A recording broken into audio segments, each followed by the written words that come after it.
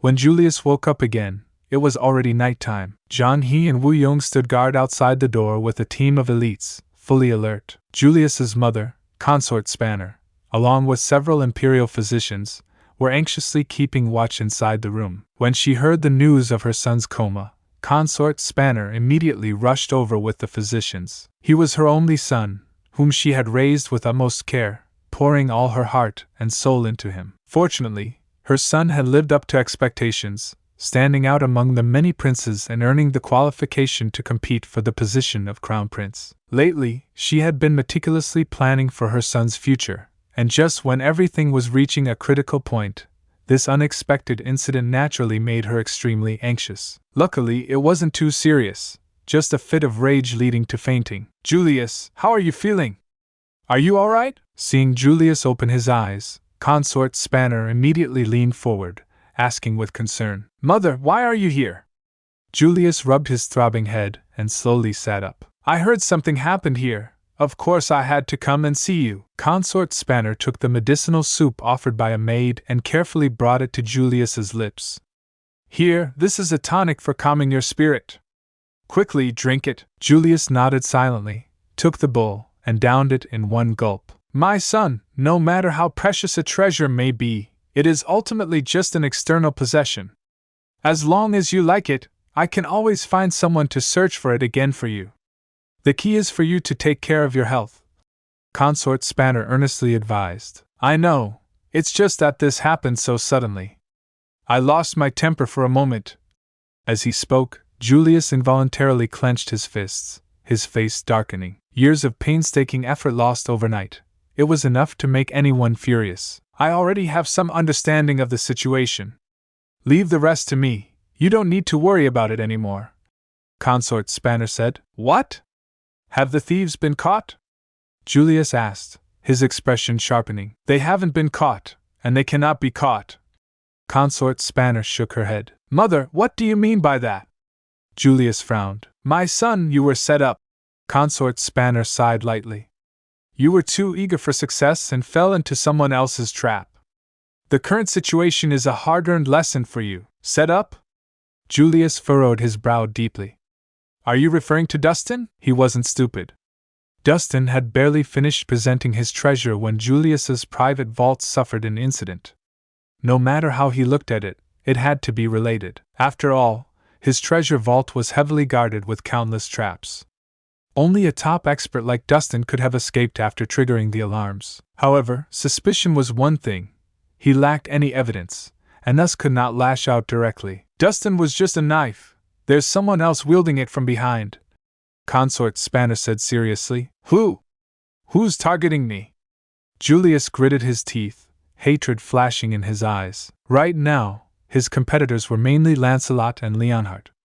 If either of them resorted to such tactics, he wouldn't show mercy either. Seeing his reaction, Consort Spanner shook her head. "It has nothing to do with Leonhardt or Lancelot. If I'm not mistaken, this was orchestrated by your father, the Emperor." "Father?" Julius was stunned, unable to believe it. "How could that be? Father has always doted on me. Why would he send someone to deal with me?" "My son, your father values the bigger picture above all. The dragon source energy concerns the fate of the nation. It's not something you should be meddling with at this stage." Consort Spanner sighed again. "If you had handed it over sooner, you could have left a good impression with your father. But since you planned to keep it for yourself, you committed a major taboo. You're not the crown prince yet. You cannot control the fate of the nation. Your father had to reclaim it." "Even so, couldn't father just have spoken to me? Why go to such lengths?" Julius frowned. He truly didn't understand. If it was just about reclaiming the dragon source energy, a single word from the Emperor would have sufficed. Why take such underhanded measures? The heart of an emperor is the hardest thing to fathom. Perhaps your father has other considerations. In any case, don't pursue this any further. Pretend nothing ever happened. Understand?" Consort Spanner warned. "Mother, could it be you're overthinking it? Maybe father wasn't even aware."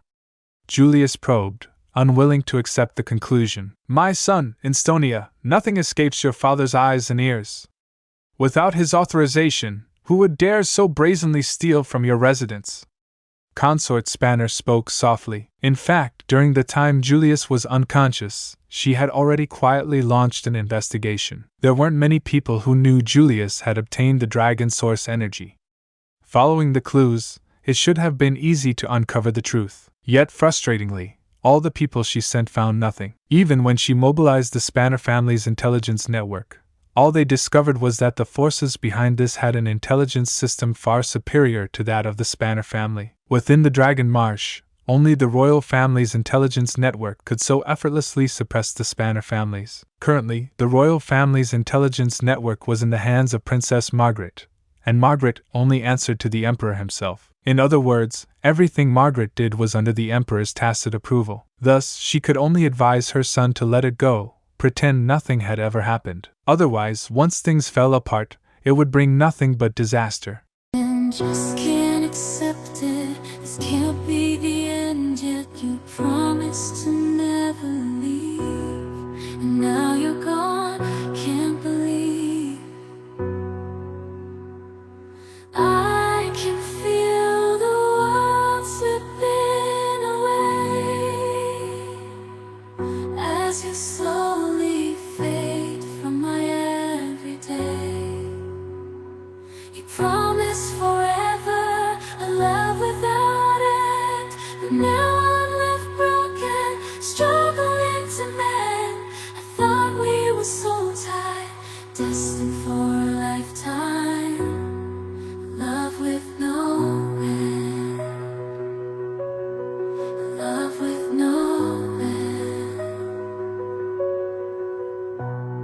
Staying in my imagination, memorizing the past time, the secrets, the love, the care, now they're echoes in the air.